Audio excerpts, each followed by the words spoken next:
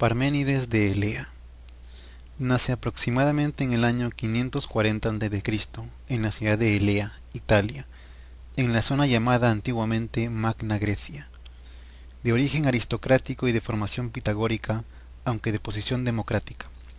Legislador de su ciudad natal, fue el fundador de su escuela y autor de un poema que se conserva hasta hoy en fragmentos. La importancia de Parménides de Elea para la historia de la filosofía es grande, debido a que con él la filosofía va a llegar a un mayor grado de abstracción que la ofrecida por los filósofos estudiados hasta ahora. A esta conclusión se llega porque, a decir de este filósofo, el principio del mundo es el ser, es decir, Parménides y todos los eleatas llegan, por medio de la razón, a dejar de lado toda diversidad que hay en el mundo, concibiendo de manera abstracta la unidad material que existe en el universo. Entonces, el cultivo de nuestra razón nos permite entender que la realidad es unidad íntegra. En consecuencia, los cambios que observamos no hay que admitirlos sin cuestionamiento alguno, sino que deben ser explicados.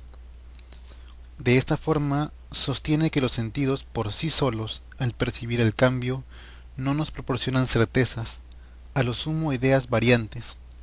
En cambio, la razón es capaz de alcanzar conocimientos permanentes de la realidad, mostrando así que lo esencial del mundo se puede alcanzar de manera absoluta, invariable. Entonces, el camino de la razón nos permite alcanzar la verdad, que, a decir de Parménides, es bien redonda. El mérito de Parménides de Elea también se encuentra en distinguir claramente la investigación sensible de la racional. Ello a pesar de que este filósofo las muestra como antagónicas.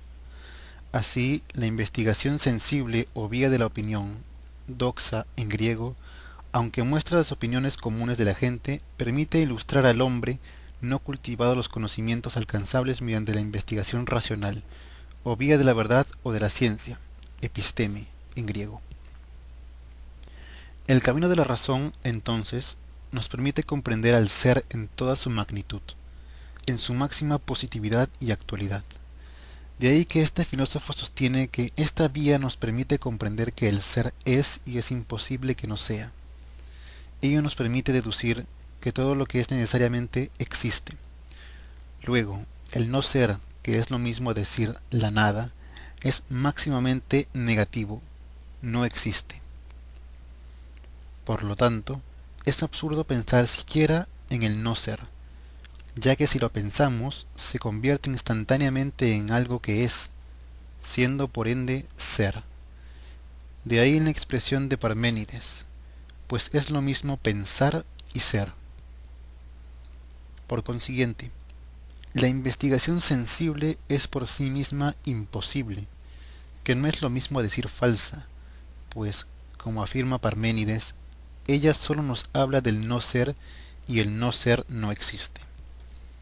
Asimismo tenemos que el discurso parmenídeo muestra una de las primeras conceptualizaciones de los tres principios lógicos. De esa forma, el principio de identidad, paréntesis, A igual a, cerrado paréntesis, se vislumbra en su expresión lo ente es, y el de no contradicción,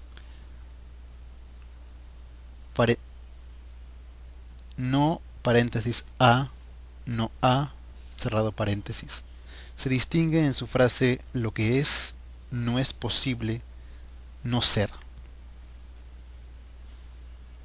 En el caso del principio del tercio excluido, a o no a, este axioma se nota en sentencias como o el todo ser es necesario o no, y también en es o no es. Por lo tanto, tenemos que la razón nos indica que el ser es. Para fundamentar esta tesis central en su pensamiento, propone diversas consideraciones demostrables a través del método de reducción al absurdo. Este procedimiento consiste en demostrar que una conclusión es verdadera a causa del sinsentido que sería afirmar lo contrario. Primera, el ser es ingénito e imperecedero. Es decir, no ha sido engendrado ni desaparecerá, puesto que si fuera lo contrario procedería o acabaría en un no ser. Pero esto es absurdo porque el no ser no es, por lo tanto el ser es único. Segunda, el ser es presente, es decir, sin pasado ni futuro, puesto que el pasado es aquello que ya no es, mientras que el futuro no es todavía. Pero esto es absurdo porque el no es indica no ser, por lo tanto el ser siempre es. Tercera, el ser es entero y compacto, es decir, nada le falta, puesto que si le faltara algo, ese algo no sería, lo cual es absurdo porque sabemos que el no ser no existe, por lo tanto es perfecto en todas sus partes, semejante a una esfera. Luego, finito, indivisible e inmóvil. Todas estas formulaciones hacen que Parménides sea considerado el fundador de la ontología y uno de los precursores de la lógica. Tenemos entonces que Parménides nos señala que el ser existe eternamente. Ahora bien, en el capítulo 2 habíamos señalado los partidos que se generan a partir de este juicio, materialismo e idealismo. A partir de las propuestas de Parménides, la filosofía, y por extensión el pensamiento occidental, llega a un punto respecto del cual es imposible de retroceder. Imposible porque este filósofo afirma la gran importancia de la razón para acceder a lo real, al ser, y con esto surge una distinción más clara entre los campos materialista e idealista, la contradicción básica de la filosofía. Los pensadores idealistas considerarán al ser como lo no material, mientras que los pensadores materialistas considerarán al ser como lo material. El enfrentamiento entre los partidarios de uno y otro campo tiene como paradigma la lucha ideológica entre Platón y su contemporáneo Demócrito, enfrentamiento que reflejaba la oposición de las clases sociales que representaban la aristocracia y la democracia, respectivamente. De ahí que es correcto nombrar al campo idealista el partido de Platón y al campo materialista el partido de Demócrito.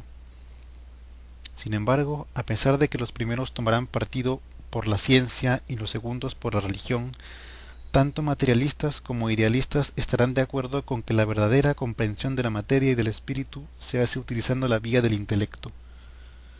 Esto, sin desmerecer, claro está, la función básica de los sentidos, pues Parménides y el resto de filósofos en la historia parte sus investigaciones de su percepción del mundo, y ello, naturalmente, se realiza con la sensibilidad.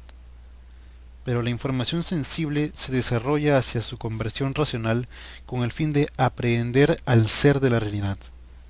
La escuela de Elea estuvo conformada por muchos seguidores, tales como Zenón de Elea y Meliso de Samos,